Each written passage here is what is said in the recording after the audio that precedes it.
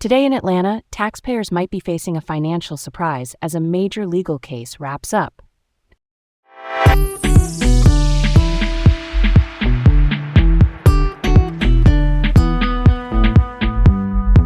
I'm Garrett.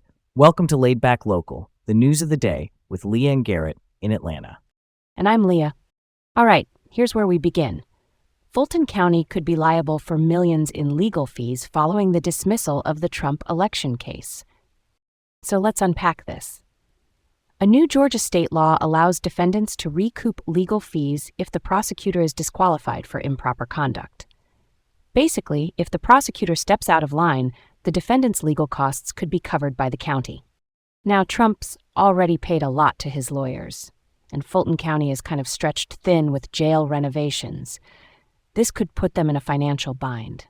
The broader impact here is how high-profile cases like this can really hit local governments hard financially. That's a solid point. But honestly, I'm skeptical about the fairness of this law. It's like, why should taxpayers be on the hook for something like this? Financial accountability in legal proceedings should be a priority.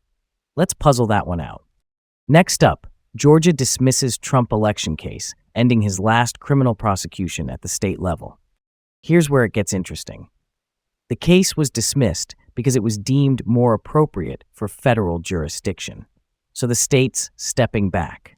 This all started nearly 5 years ago with Fulton County DA Fani Willis. Jurisdictional issues in these big cases are complex, right?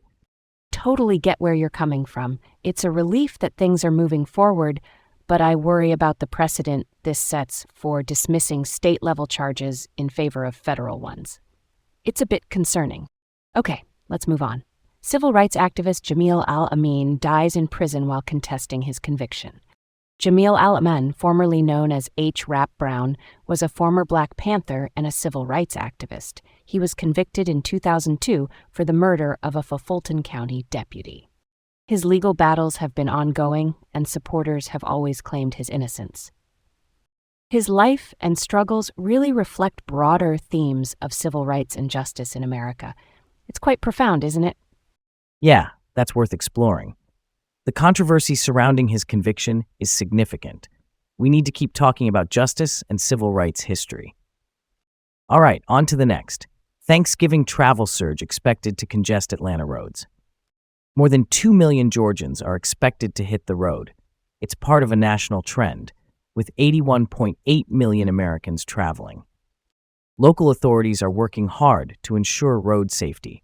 Folks should plan ahead for the traffic. Absolutely. Family gatherings and holiday traditions are so important, but everyone needs to stay safe and be prepared for the travel chaos. Finally, Trans Sisters host a Thanksgiving event, transforming the holiday for Vietnamese seniors. Linda and Von Tran, who were Vietnamese refugees, hosted a big Thanksgiving feast at the First Senior Center of Georgia in Norcross.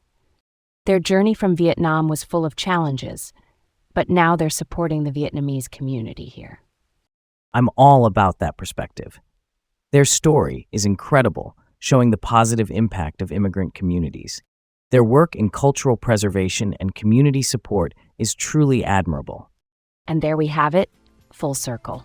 That's all for today on Laid Back Local, the news of the day with Leah and Garrett in Atlanta. Have a great day, and we'll see you tomorrow.